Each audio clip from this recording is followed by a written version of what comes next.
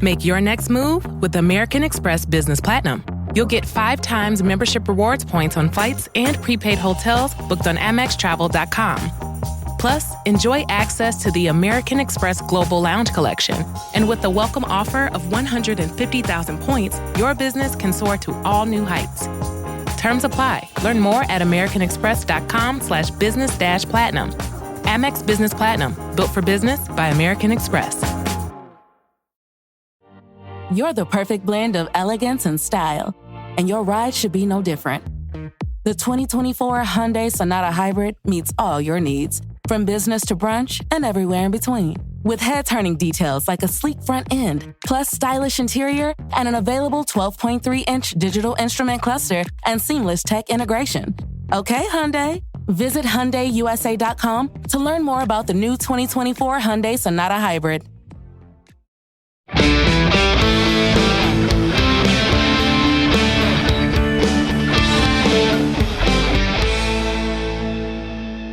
In 2005, 2 brothers hit the road to fight monsters. That road has led them to fighting demons, angels, and saving the world. It's a journey that is taking them to heaven, hell, and back. But they aren't done. Join our journey as we go episode by episode, following the adventures of Sam and Dean Winchester. We break each episode down with the writers, producers, directors, crew, and actors to bring you the behind-the-scenes stories of how this legendary TV series was made. That guy right there, that's Rob Benedict. He played God and Chuck Shirley. Hey, and that guy there, that's Richard Spade Jr. He played Gabriel, Loki, and the Trickster. And P.S., he directed a bunch of episodes, too. Now, while we are insiders, we're also outsiders, because we're not experts. This is our first time watching the entire series, all 327 episodes. Rich and I have met many of the fans at conventions around the world, and we are deepening our understanding of why you all love this series so much. Because it's really good. Yeah, it is. Now listen, there will be spoilers, so consider yourself warned. And thank you for joining us on this trip we call Supernatural Then and Now.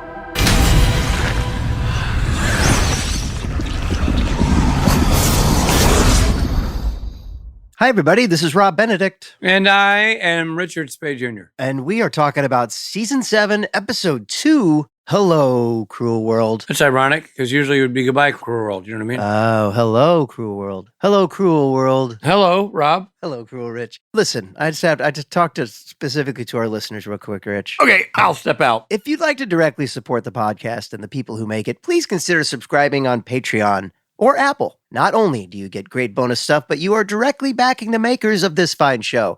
And when I say makers, I mean me and Rich and Steve. So yeah, check that out.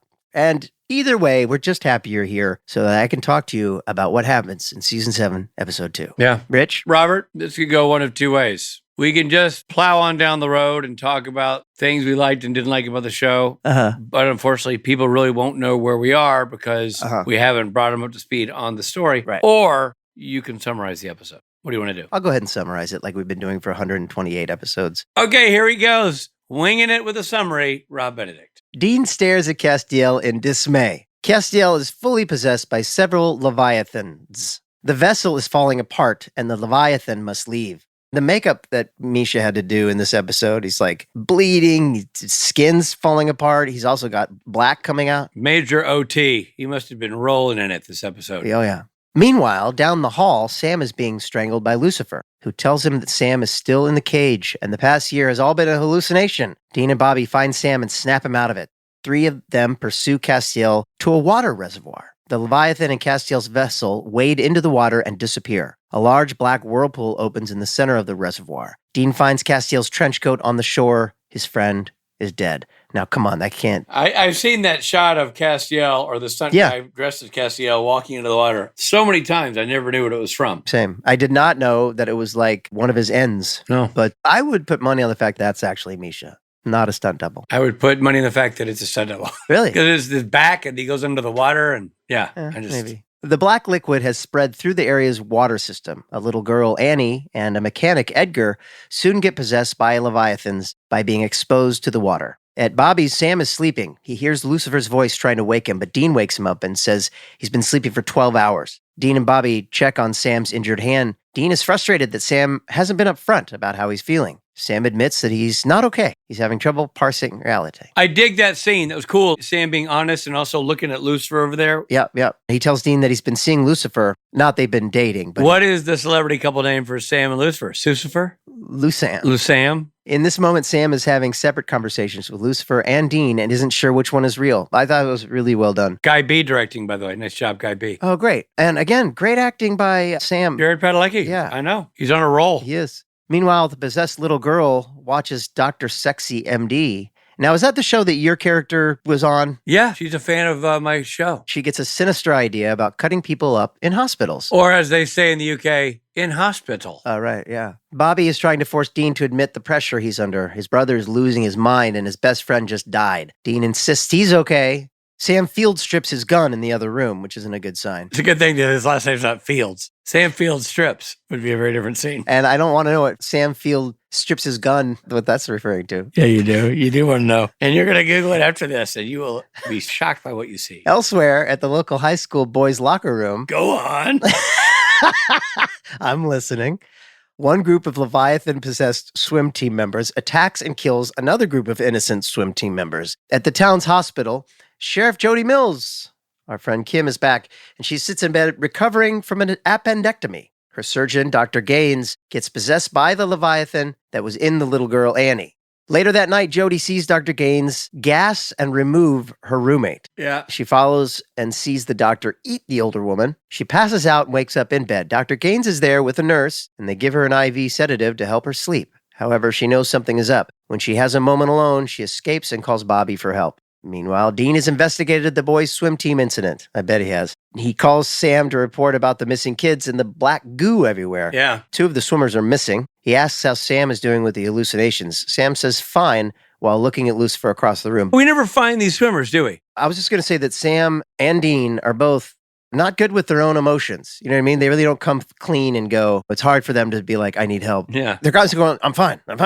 No, everything's good. But it's not good. Oh, by the way, They're both guilty of it. Forgive me, I don't remember if this is this episode or last episode, but they're really leaning into Dean has a drinking problem. Every scene, Bobby's handing him a beer or he's pouring a whiskey. It's both episodes, I think. But yeah, no, and Bobby. Bobby, they're beefing it up. I think they really, I guess we were supposed to think of Bobby as the town drunk before this, but we didn't. But Dean is drinking like breakfast and every scene that's right, he's like, finish the Impala. Oh, have a beer. I think I might work on the Impala. Have another beer. Yeah. Look at there. There's a book on the table. Let's have a beer. But even when Sam's yelling at Lucifer or something and Bobby comes in, that's this episode, and Bobby comes in and is like, who you talking to, Sam? You being the crazy bag lady? And he's like, I know what I got for you. A beer.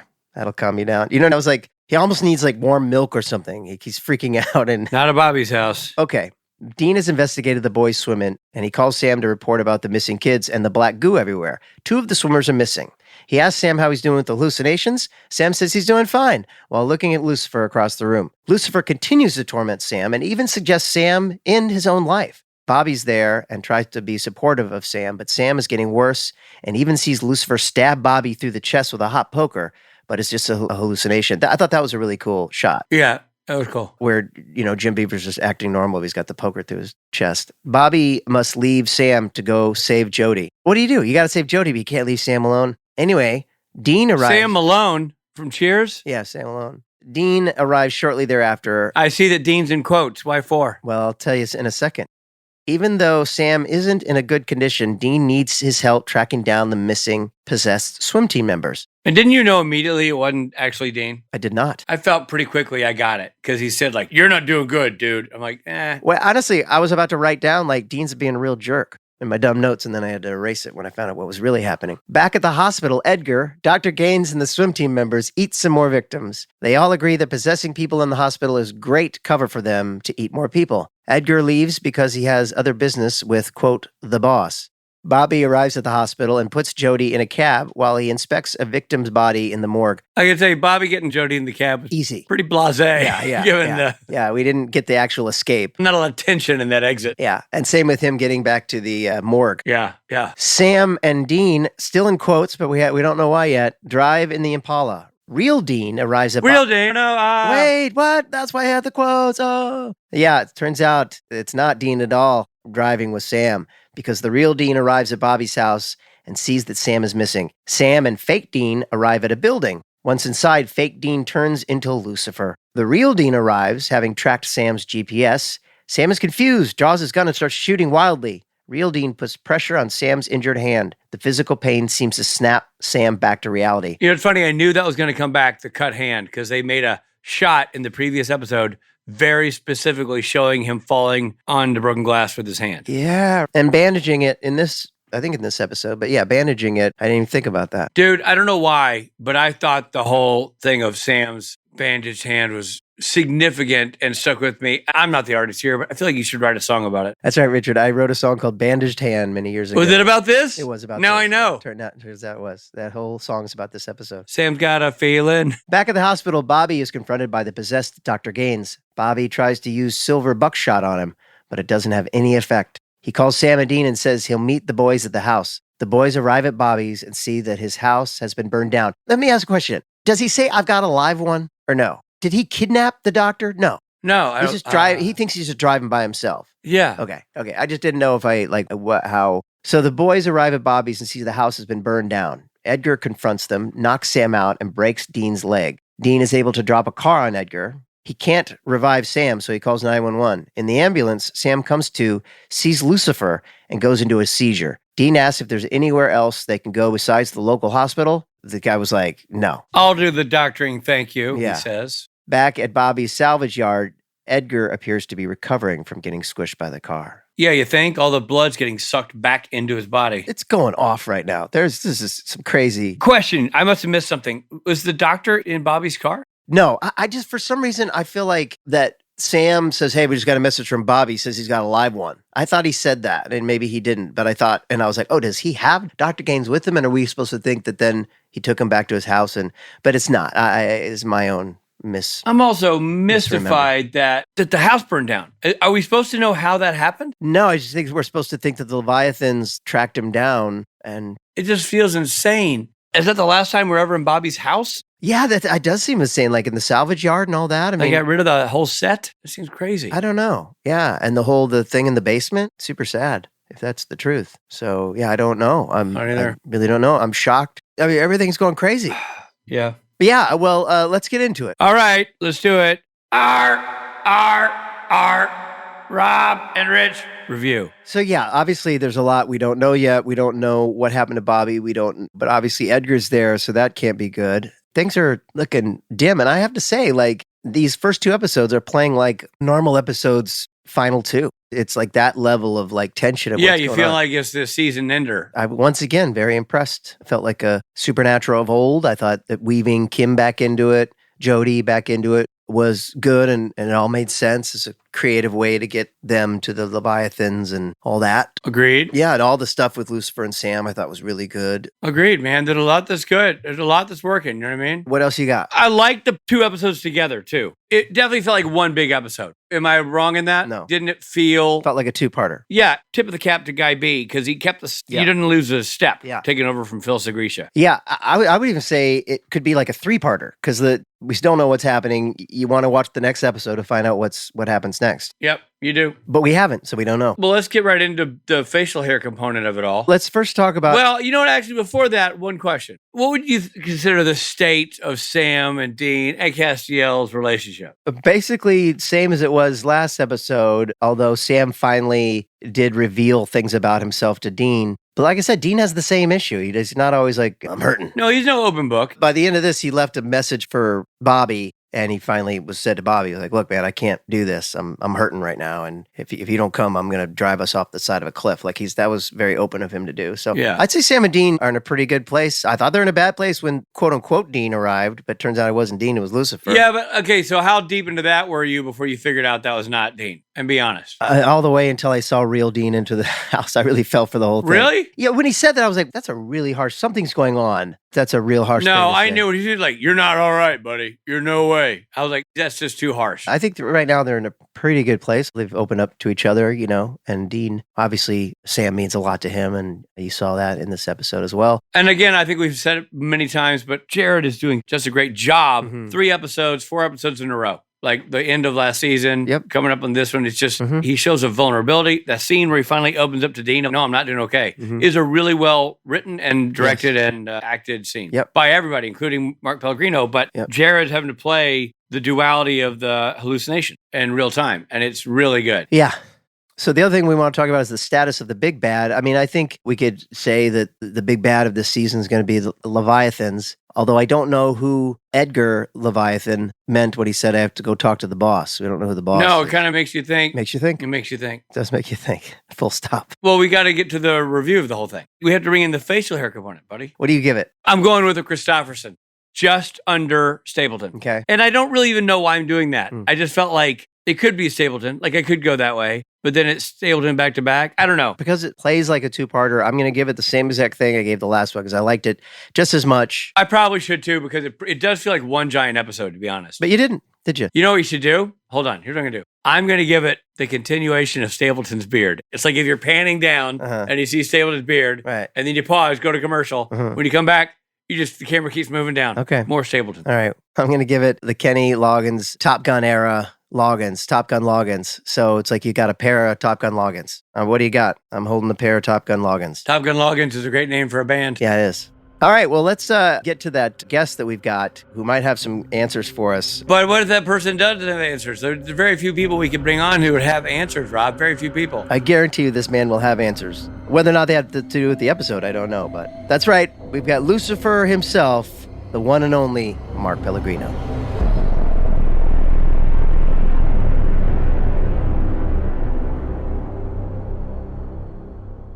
What's up? Hey, buddy. Hey, man. How you doing, dude? How you guys doing? Look at your professional setups with your microphones and all that shit.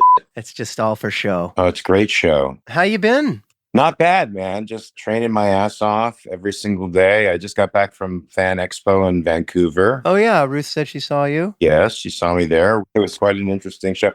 Great people. Great to meet everybody. Yeah. Enjoyed it. Would have been great to see you and the baby there, of course. Yeah. What are you training for? I've just been training jiu-jitsu every day. Just for your own health and welfare. Yeah, that's the way I look at it. But I feel like afterwards a truck hit me. So it feels like it's some other masochistic desire I'm fulfilling. Yeah, just for my own health and welfare. You got to know how to defend yourself when you're an old man like me. You've done that as long as we've known you, right? Haven't you been into the martial arts forever? Yeah, I did boxing for about 8 to 10 years. And I did Muay Thai. And I used to teach Taekwondo to little kids. Really? Which was super fun, super reward. Yeah, that's cool. Yeah, but I haven't thrown a kick in 30 years, so I have to, now it has to go to the ground and I'll take my chances there. And jiu-jitsu you've been specifically into for the last, 5 years or so? No, I wish. No, I've been into jiu-jitsu for coming up on a year and a half. I just got, just got my blue belt about... Amazing. I'm addicted now. Yeah, a good friend of mine does it, and it sounds amazing. And as with all those disciplines, there's something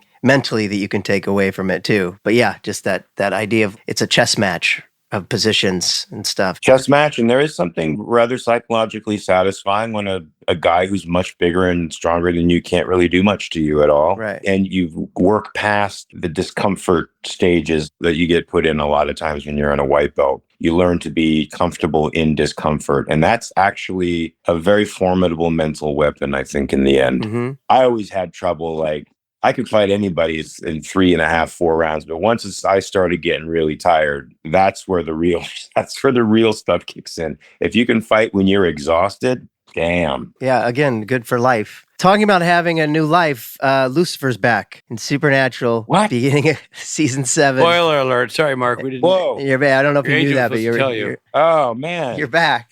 So at the time when you started season 7, had you been keeping up with the show?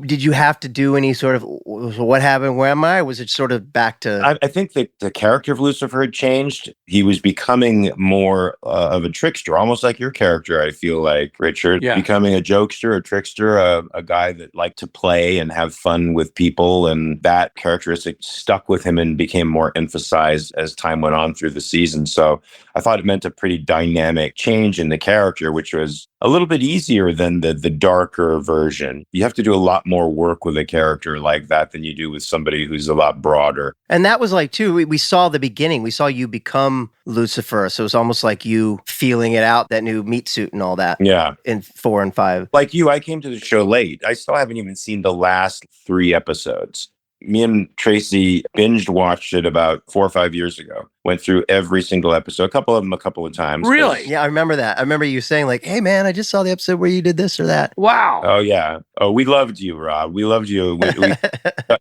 one of our faves. That's cool. Gabriel was pretty cool, too. He's all right. Now, what was the call like at the beginning of season 7? Was it like, "Hey, you're going to come back for this many episodes"? Did you know where it was going? Was it an episode by episode basis thing? Remind me again about, is this the stuff where I'm tormenting Sam? Sam is hallucinating that you're there and you're totally screwing with him. So I don't remember if they told me how many episodes I was going to have that season. Just remember that I was coming back, and I remember being quite surprised. And also, I remember one of the episodes I was directed in was Thomas Wright, and he had directed me in one of the first movies I did, for which I was nominated for a Razzie, I have to say, for my outstanding performance. Nice. Oh my God. No way. No Holds Barred was directed by Tom Wright. Yeah, it was directed by him. This crazy wrestling movie in the 80s. And I hadn't seen him in 20 years or whatever since. But then to see him again on that set, and then to really get into his life later on and to know all the stuff that he did. Yeah. Right. All the storyboards he did. That he did all the paintings for Night Gallery. So if anybody's a horror aficionado and you ever watched that TV show, The Night Gallery, Rod Serling's 70s version of The Twilight Zone, those paintings that you see in The Night Gallery are all done by Tom. Yeah, isn't that insane? I didn't know that, actually. I didn't know that factoid. Yeah. He's a deep well. To that point, when you join the Directors Guild, you get sponsored by existing members of the Directors Guild, and they sign your Directors Guild card to get you into the guild. Tom Wright's card signed by Alfred Hitchcock. Yes, that's pretty cool. That's pretty awesome. Yeah, that's something you frame. Yeah. Yeah. Look at you, the member of what? 2 guilds? Or are you the member of 3? Are you a member of Writers Guild? I'm too? not. I'm just 2. Okay. I'm equity. I'm still equity. I'm 2 guilds. I still pay my equity fees. Okay, so season 7, Lucifer. Yes. Sam's hallucinating. You're there, and you're actually trying to convince him to take his own life. It's super dark. At this point, are you playing it differently because you're on a hallucination, or is it like you said, you're just sort of like more comfortable as Lucifer and you're just like totally enjoying this? That's a good question. I think it was a combination of the way it was written. The writing was different for sure. It was lighter. It was more fun. And I just decided to let myself inhabit what the writing was. I decided to surf whatever the wave the writers were. Right. And just had fun torturing Sam. Like you do. It's really fun. And, it's interesting. We talked to Misha in the last episode, and he said that when he played you in the later episodes, that he went over to your house and worked with you on Luciferisms. And one of the directions that you gave him was that every scene you were in with someone, you wanted to you were just trying to decide if you were going to kill them or have sex with them. Yeah, that is true. What a great piece of direction. I mean, it really is a great piece of direction. Throw that into everything that you say. And that's Especially in the silences. So now you know what's going through my mind as I'm... I don't want to know the actual choices you made about who. I'm going to leave that. makes Richard uncomfortable. I know what I hope it was. But if I'm wrong, I'll be heartsick. Well, ironically, I never had a scene with you, so I never got to... Let me tell you something, Rob. If you've ever seen Mark Pellegrino looking at you across the green room, It's that. He's thinking, should I or should I? And it ain't shrimp or scallops. You just steal from your own life. That's what you do.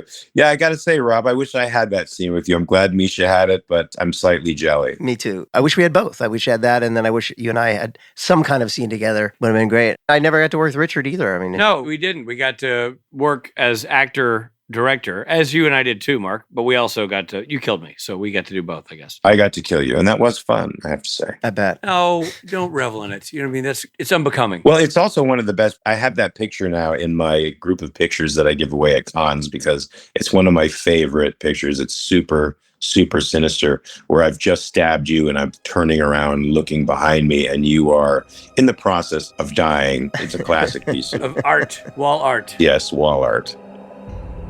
Just hold that thought. We're coming right back.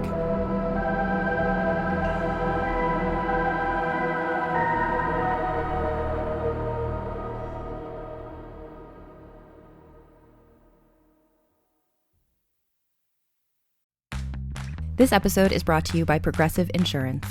Do you ever find yourself playing the budgeting game? Shifting a little money here, a little there, and hoping it all works out? Well, with the Name Your Price tool from Progressive, you can be a better budgeter and potentially lower your insurance bill too. You tell Progressive what you want to pay for car insurance, and they'll help you find options within your budget. Try it today at progressive.com. Progressive Casualty Insurance Company and Affiliates. Price and coverage match limited by state law. Not available in all states. Hey guys, it's Rob. You know what gets me is cell phone bills. What are those charges? They're bogus fees. You know, the almost late fee. You were thinking about it. Fee. That's how they make their money, and that's the way that business works. But I personally would rather, I don't feel like my money is sort of just like, fast track into the service that I'm using. And so that's why I decided to stop paying those overpriced cell phone bills and switch to Mint Mobile. What? Who are you, Robert? I know, right? So say bye-bye to your overpriced wireless plans, jaw-dropping monthly bills, and unexpected overages. Mint Mobile is here to rescue you with premium wireless plans starting at $15 a month. All plans come with high-speed data, unlimited talk and text delivered on the nation's largest 5G network. This is the best part. You get to keep your phone number. Super easy. And all your existing contacts. So you don't do anything. You just be you, pay less money, switch to Mint Mobile. Ditch the overpriced wireless guy. Get 3 months of premium wireless service from Mint Mobile for $15 a month. If you like your money, Mint Mobile is for you. Shop plans at mintmobile.com/supernatural. That's mintmobile.com/supernatural. Upfront payment for $45 for 3-month, 5 GB plan required, equivalent to $15 a month. New customer offer for first 3 months only. Then full price plan options available. Taxes and fees extra. See Mint Mobile for details. Thanks for listening, everybody. And now back to the episode.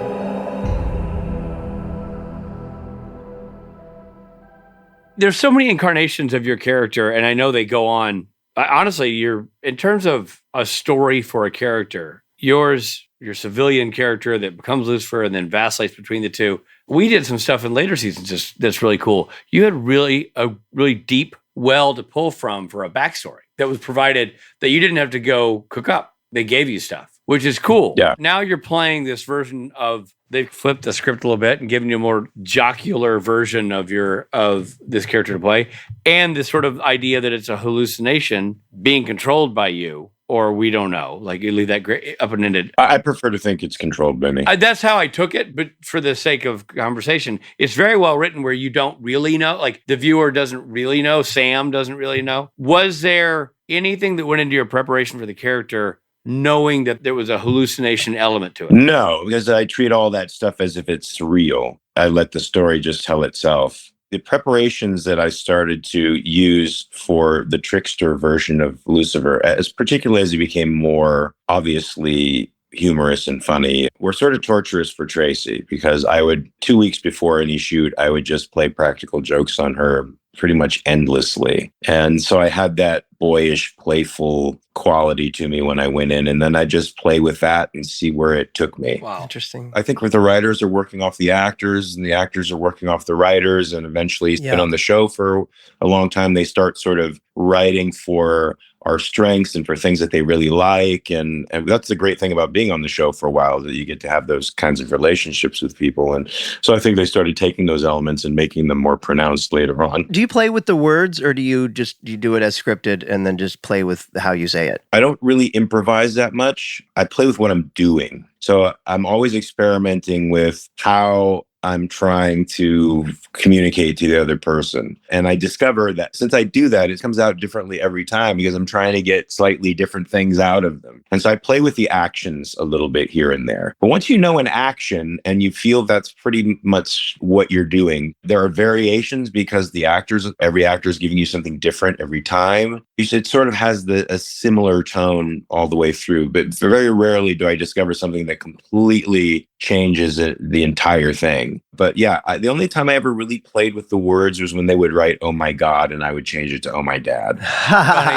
That's funny. I just thought that was more appropriate, given the stories are really about fathers and sons and family and that stuff. Oh yeah, for sure. If I can tag onto that question, then if I understand that you don't change the words, but to your point of your preparation process, you do a lot of pre-gaming in advance of building the character. So how much of those, I know obviously you're going to wait to see what the other actor is going to do, but you're making how much of these choices about how you're going to play things are baked into the sauce before you hit the set? I almost never set anything. I just know what I'm doing and how I feel about it. Of course, you can't help but draw conclusions about what you think the other person is going to do. You're a human being, right? And so that's going to be on your mind. But I try to let that go and just let the other person take me wherever they do. And that's they usually take me somewhere that's far more interesting than anything I could ever make up in a million years anyways. It's like, it was Robert Duvall, I think you said it. You do all this homework for a part just to get on set, get in front of the camera and forget about it. And that's true. You got to forget the homework. You can't show it. You can't wear it on your sleeve.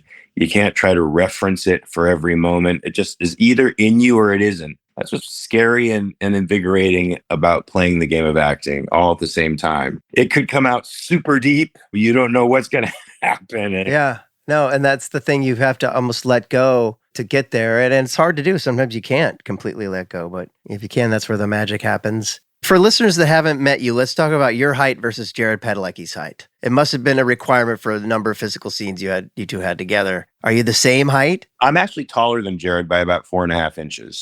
That's what people need to know. Right. And that's when he has his toupee on. Yeah. He takes that toupee off. It's 5.5 inches. And the lifts. Because of my cone head. Yeah, so Jared is taller than me. I'm the second tallest in the cast, I think. Okay. Because Jared's what, 6'5"? Besides me, it's just tall. I'm 6'3". But I did notice something, and Richard, maybe you could tell me if this was deliberate. I feel like a lot of the outdoor scenes I did with Jared, we were on an incline and he was at the top of the incline and I was at the bottom of the incline every time. So I never did that to you guys. Somebody else maybe, but I don't recall ever worrying about that with you guys. In fact, I always thought it worked in your favor as a character to be physically big. Taller. big. And it's hard to be physically big around Jared. Yeah. It is. We're still trying. I pad my pants, I do everything, and it's just not working. I pad your pants, and it doesn't help me at all. I got to pad my pants. We've all seen Splinter, so No pants.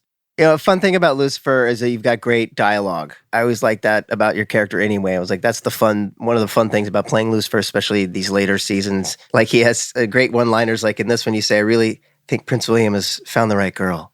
Like you're reading the paper or something, you say that. Did Eugenie write that episode? Ben Edlund. Oh, okay. Yeah. Cool. He had a way with Lucifer, and I always thought Eugenie had a great way with Lucifer. I always thought that they both understood Lucifer's voice really well. Yeah. Interesting. You guys notice that? Certain writers just understood you. Totally. Yeah, wrote better for my character. Yeah. Did you have any issue with them making your character more jovial this episode? At first I did, because I was like, Lucifer's got to be the biggest, baddest, scariest, smartest guy in the room. And once he becomes impish Lucifer, that's not necessarily the case. Right. You get the sense that he's talking, but not necessarily delivering the goods. And then I thought, you know what? In my world, in my actual philosophical world, evil is not an equal power to good like it is in so many religions. Evil is actually very weak and dependent upon the virtuous and the good. It can't exist without it. In fact, if it exists at all, it exists because the good is just simply not swatting it down the way it needs to. Right. It's appropriate to make fun of it, to be sardonic with it, to joke about it, to diminish it.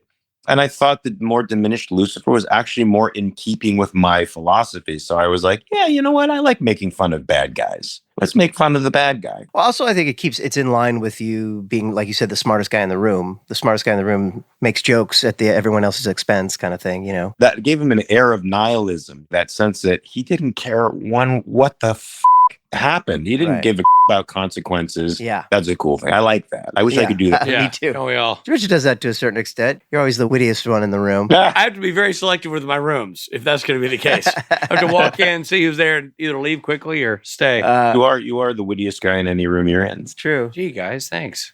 Look, dude, you have a deep well of work that is all fabulous. Your work on the Supernatural is fantastic. And you're doing a bunch of stuff now. You want to tell us what you're up to right now? Yeah, so I just finished this funky independent TV series called A Motel. And they called it Gangland or something for a while, but now it's gone back to A Motel, which I actually liked that title better.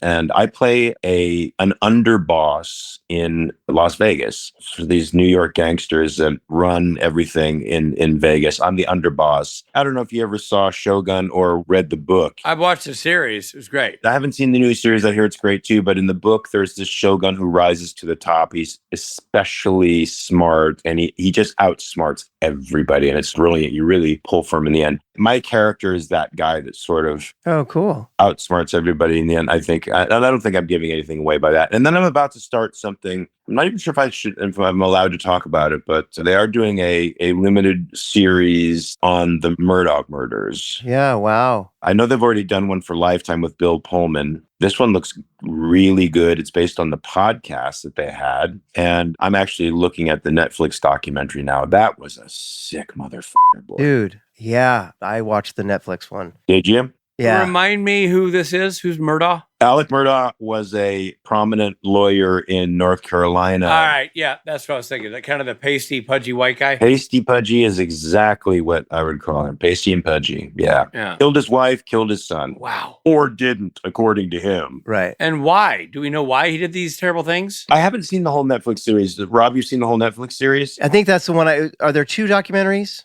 I saw one of them. There might be 2 documentaries on Netflix. There's one. Lifetime series implies that, first of all, one of his sons had killed a girl. Yeah. And so they were about to be put through the financial ringer by the family of the girl, I think, that was about to sue him. And he'd been embezzling a bunch of money out of his own family's law firm and was a drug addict in addition to that. And I think his wife was on to things. So I think he was trying to get rid of what he thought were his problems. Right. He tries to play it on Cousin Eddie Smith. They call him Cousin Eddie. He's the guy who's the fixer-upper and the cleaner of the family. And he hatches this plan with him. This is according to the documentary on Netflix. I don't know how much they put in the series, but he hatches a plan with him that he tries to use to frame Cousin Eddie for everything. Wow. Sucks being Cousin Eddie. That's what I say. Good old Cousin Eddie. Dude, thank you so much for being here and being a part of the podcast. Yeah. We love having you on. And we'll have you on more because your character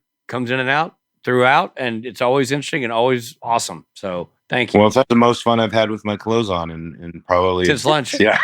That's great, Mark. We'll look for your new stuff, and always great seeing you, buddy. All right. Great seeing you guys. Miss you, and I hope to see you at a con soon. Damn it. Say, Absolutely. buddy. All right, guys. Bye. Hey there, this is Jared Padalecki, and I hope you're enjoying the episode.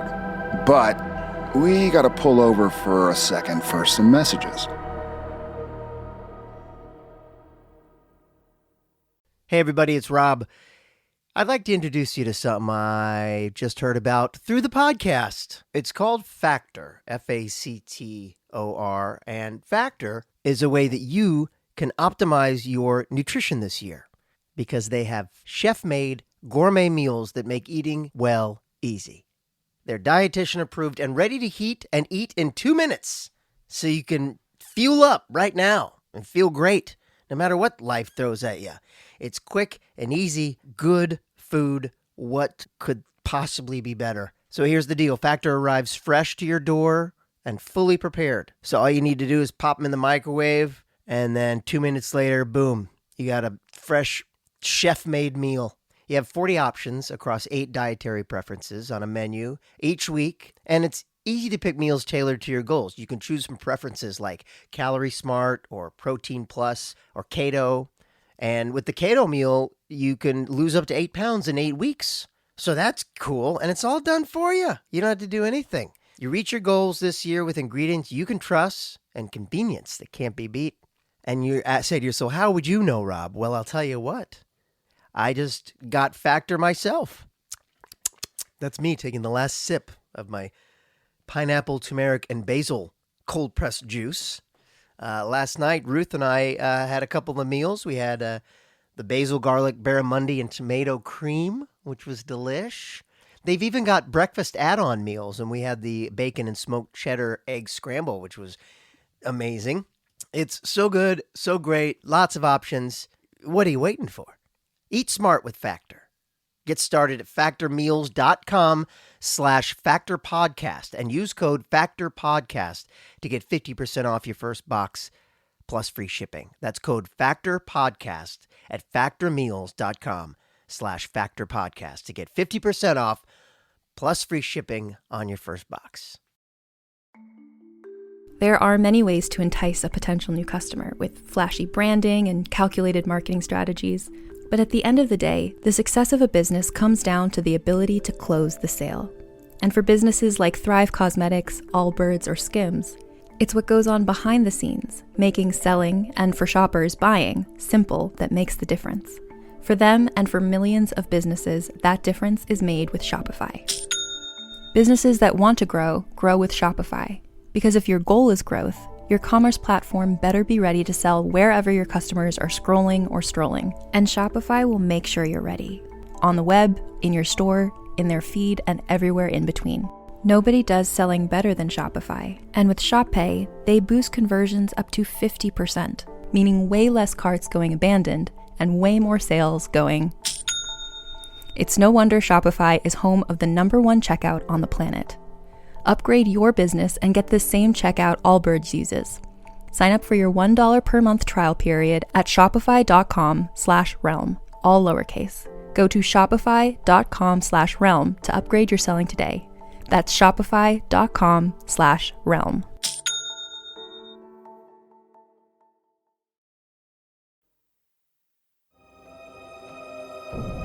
Hey there, thanks for listening. Now, back to the episode. It's always exciting talking to Mark Pellegrino. Always great. He's amazing. He's just a fascinating dude. Yep. I love asking him about acting stuff. I feel like I'm taking notes. He's an intense actor, and he loves his craft. And by the way, I would not want to get in the ring with that man and fight jujitsu. No, I'm glad I'm on his good side. Oof, good gravy. Now, speaking of good sides, let's get on to mythology. According to the National Institutes of Health, hallucinations are perceptions in the absence of external stimulus and are accompanied by a compelling sense of their reality. And now Rich is going to tell you the 5 main types of hallucinations. Number 1, auditory hallucinations. Hearing sounds or voices that are not real, such as music, footsteps, Rob Benedict, or voices. Check. Number 2, visual hallucinations. Seeing people, seeing objects, people, or patterns that are not present, such as seeing lights, shapes, Rob Benedict, or animals. Tactile hallucinations. Feeling sensations on the body that are not real, such as crawling, burning around your loins, or itching around your bottom. Those last 2 were aimed specifically at Rob Benedict. Check. Olfactory hallucinations. Smelling odors that are not present, such as burning, smoke, or the unholy mess that comes out of Rob Benedict after Italian food. Yep. Gustatory hallucinations. Tasting things that are not present, such as food, metal, or the pretend coconut water Rob keeps guzzling. Okay. I think it also would have worked if you just said Rob Benedict each time. It tastes like Rob Benedict. It smells like Rob Benedict. When it got to burning and itching, it seemed like low-hanging fruit. That may be why you're getting the burning and itching. Maybe you should heighten up your fruit. Yeah. I thought it was either going to be that or references to my drug use. Could have gone there. Could have gone with the angle your dangle. Could have gone with the dongle bit. Could have done a lot of stuff. Me and my mother are glad that you didn't. There you go. That's Richard Spade's top 5 hallucination types. Yeah, those are my favorite. There are plenty more, but I narrowed it down to my top 5. That's right. Narrowed it down to the top 5. And now let's get into some factual things that are entertaining. Dare I say fun? We call them fun facts. Fun facts. Fun facts. Fun facts. The title of the episode is a play on the phrase "Goodbye, Cruel World." The phrase has been used as a title for a number of songs and albums, including those by such performers as James Darren, Pink Floyd, Susie and the Banshees, and Elvis Costello. Allegedly, the phrase first appeared in suicide notes printed in the St. Louis Daily Globe Democrat on August 5th, 1875, and the Chicago Daily News on September 26th, 1879. The French title is Marée Noire, Black Tide. Japanese title, loosely translated, is The Happy Fun Boat That Kills You. Black Tide. It's interesting they went with Black Tide for the French title. Oui. Dean uses the alias Ian Anderson. Jethro Tull. Of course, is a reference to the singer and flautist of the band Jethro Tull. I believe that's our first flautist reference on Supernatural, at least a podcast. Yeah, we don't get a lot of flautists on this podcast. Lucifer, a combination of the words hallucination and Lucifer, is the nickname fans gave Sam's hallucination a Lucifer. Didn't know that. That was new for me. That is fun. I thought it was if somebody named Hal dated Lucifer, their celebrity couple name would be Lucifer. I thought it was when Lucifer had halitosis. Hey, Lucifer, you're getting a little Lucifer, you know what I'm saying? Here's a piece of gum. Well, in hell, you don't, preventive dentistry is not at the top of the list. Exactly. They don't have toothbrushes. When Sam and Dean get out of the car, Sam gets out of the passenger seat, but then realizes that the keys are in his own hand, which tells the audience that Dean was a hallucination. I missed it. I completely missed it. Yeah! I mean, I figured it out before that, but still. Now I got to rewatch it. The whole episode. The whole series. From the beginning, episode 1. Well, there you go. Those were fun facts. Surprised you didn't have any comments on the St. Louis Daily Globe Democrat and Chicago Daily News report. I was trying to think of something, but it just went away. They don't have the St. Louis Daily Globe Democrat anymore. It's the St. Louis Post-Dispatch. That's right. How do you know that? I know my periodicals. That's just one of those weird Richard Speight things where you know things that no one else knows. I mean, I know, but you know things that are random, but why should you know that? Why do I know the daily newspaper name in St. Louis? It's St. Louis, Missouri, yeah. It's a good question. We may not get the answer to that, but we will get the answer to what happens next on our next episode, because I'm very curious what happened to Bobby. Oh, man. What's going on? We don't know. Will Castiel ever come back? I don't know. And what's up with Lucifer? No idea. But somebody gives him a mint. Exactly. This was a good one. Thank you for being here. Robert, thank you for your A- to B+ level work. I mean it. Really good stuff. Thank you, Richard. I appreciate the grade. Thank God you're grading on a bell curve. Exactly. This episode of Supernatural features Jared Padalecki as Sam Winchester, Jensen Ackles as Dean Winchester, and Misha Collins as Castiel. Guest stars include Jim Beaver, Mark Pellegrino, Kim Rhodes, Cameron Bancroft, Benito Martinez, and Olivia Steele Falconer. Hello, Cruel World was written by Ben Edlund, directed by Guy Norman B. Editing by Don Cook, music by Jay Greska. Executive produced by Robert Singer and Sarah Gamble. Supernatural was created by Eric Kripke. The episode featured the following song, Black Water by the Doobie Brothers. The episode originally aired on September 30, 2011. This episode of Supernatural Then and Now was hosted and executive produced by Richard Speight Jr. and Rob Benedict. Produced by Stephen Hine, written by Stephen Hine and Hada Holscher. And edited and associate produced by Trey Booty. What is up, Booty? Music provided by Tim Wynn. This episode was recorded with the help of Sonic Fuel Studios. This podcast is from Story Mill Media. Follow the podcast on Instagram and YouTube at SPN Then and Now. And become a member of the podcast to get early access, chat rooms with fans and Steve, live virtual events, and video interviews at patreon.com/SPN Then and Now.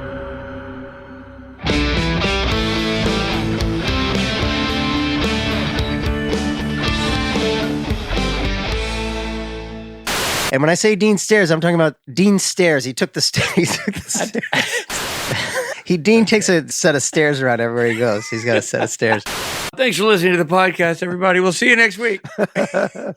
What's really funny to me is when I really try to keep it together and read like several more sentences, but you're still laughing from the last thing. I don't even know where you are.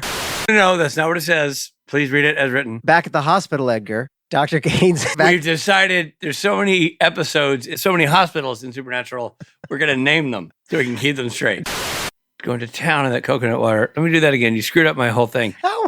You started drinking coconut water like a man in the desert, and I got all freaked out. Why is it? Are you sponsored? Do you have to guzzle an entire half gallon every 30 minutes? It's the only way to drink it. Steve knows too. Steve gets it. It's just deafening. I walked up to Christopher Lloyd this time around. I'm like, hey, I did a show with you called Deadly Games. And he looked at me like I had two heads. What the is Deadly Games? One of those things where it was a show that went one season or half a season before they canceled it. And he was the star of it. I want to throw this by. Is it possible for somebody to actually forget that they were the star of a show? I don't know. Seems unlikely. The 70s were a long decade, I guess. And Chris Lloyd he's getting up there in years. Yeah, I felt like he was like, Deadly Games? Who the are you? What are you talking about? Wow. Besides him, I wonder if Ruth went and talked to him because they did a movie together as well. I've not seen Ruth yet. I didn't see her go up to him in the green room, so maybe some other time. There was Shatner was there. I almost went up to him, but I chickened out. Story Mill Media.